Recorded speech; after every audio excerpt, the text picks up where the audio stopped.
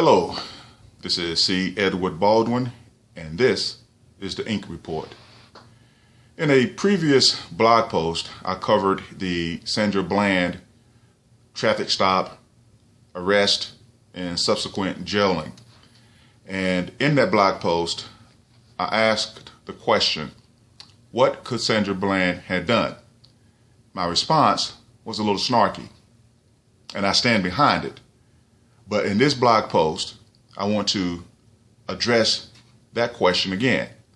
This time, I want to sort of break it down in an effort not to restate my opinion about what happened with Sandra Bland, but to address what you can do should you find yourself in her situation. And so this is part one of a two-parter, what Sandra Bland could have done. And basically, what I want to do in this first part is I want to take you through some of my interactions with police and how I handled that. And then in part two, we're going to take Sandra Bland's situation and break it down to see what you could do differently so you can have a different outcome. Now, I'm 47 years old, and I've been a licensed driver since the age of 16. So, I've been a licensed driver for 31 years. And in those 31 years, I've actually been stopped by the police 10 times. And I've gotten a few tickets, a couple warnings. And in most cases, I felt like, maybe I shouldn't have gotten stopped. But I wanted to highlight a few of my stops. Now, my first stop was in 1986. I was 18 years old, home for fall break on I-95, going from Florence to Lumberton, North Carolina, when I was pulled over by a state trooper. I don't remember if it was a South Carolina state trooper or a North Carolina state trooper, but I was pulled over for going 85 into 55. And what was interesting about that stop, in addition to it being the first time that I was pulled over by an officer, was that I wasn't clocked going 85 into 35. The officer had used some algebra to determine that I was going that fast. He said that he measured how fast I got from one point to another point, and that's how he came up with the 30 miles over the speed limit.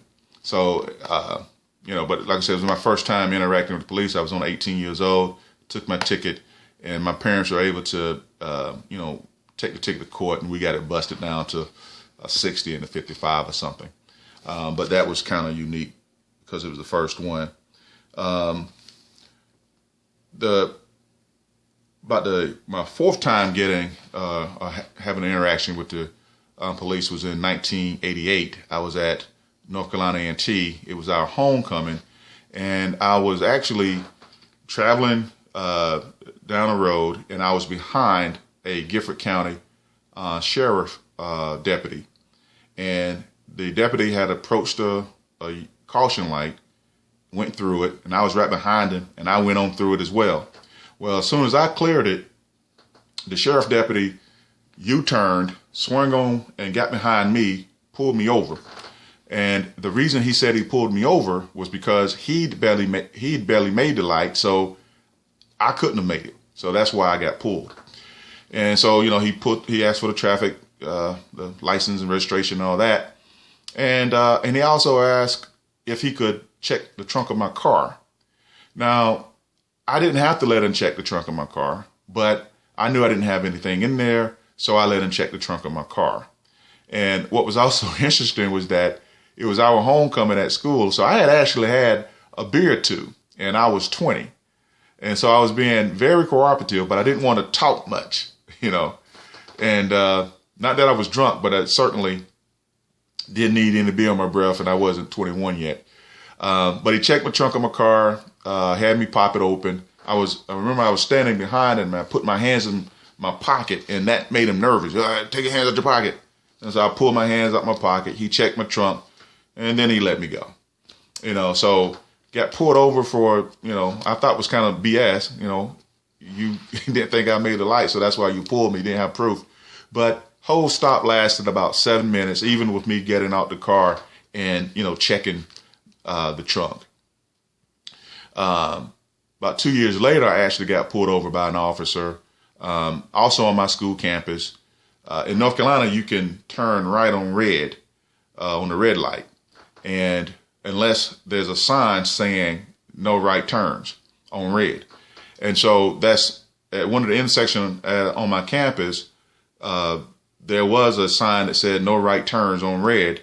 And I actually made a right turn on red one night.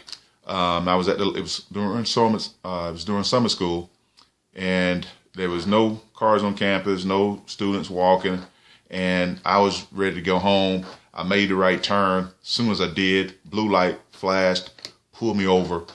And, I know what I did, but I'm thinking that the officer will come and, just kind of give me a warning ticket and send me on my way. But he ultimately ended up giving me a ticket.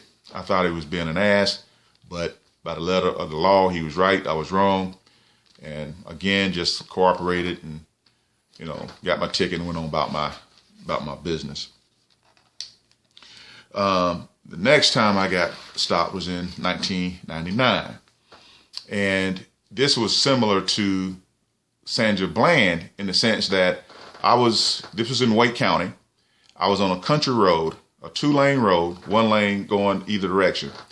And so I'm in my lane, and I'm driving, going about my business, and some car comes up behind me, and he's riding my tail. And so just subconsciously, I just start speeding up, because the car's kind of riding so close, it's kind of pushing me.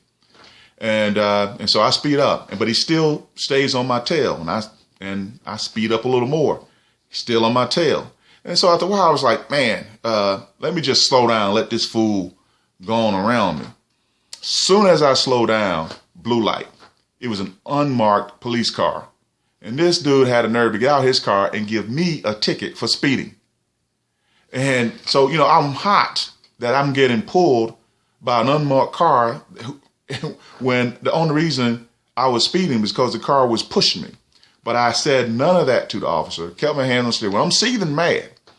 But, I kept my hands on the steering wheel, took my ticket, and I was able to go to court and actually tell the DA what happened and got that ticket dismissed. But it was, like I said, it was just the weirdest thing. And so I covered those things, and I was just kind of going through my list here. So I said those things to say that you still have to understand what your objective is when you get pulled over by an officer.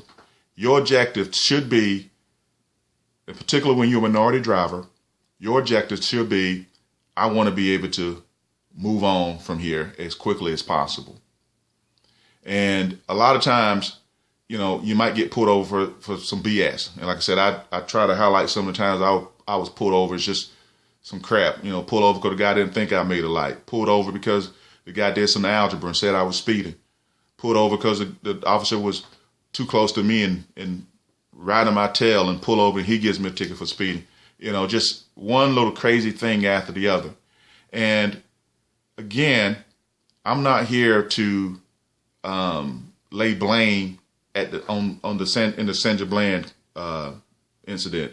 If you've seen my previous blog post, you know exactly where I stand on that. So I don't need to rehash that here. The purpose of Monday Morning QB, what Sandra Bland could have done, is to keep you guys alive, keep you guys breathing, keep you guys, give you guys some tips on how to take that interaction from the officer, interact with the officer, so you can just move on to the next step. So you can move forward, go on home, live to fight another day. And so that's what this 2-parter is about. So this first part, again, is me just breaking down, giving you a little backdrop of some of my interactions with the police and how I handled it. And then in part 2, we're going to take the Sandra Bland incident and we're going to break down the beginning of it to see what you should do if you find yourself in that same situation that Sandra Bland found herself, what you should do so you can have a different outcome. So part 2 is on its way. Hope you guys pull it up, and hear what I'm trying to say and keep an open mind. Again, my objective is to keep you breathing.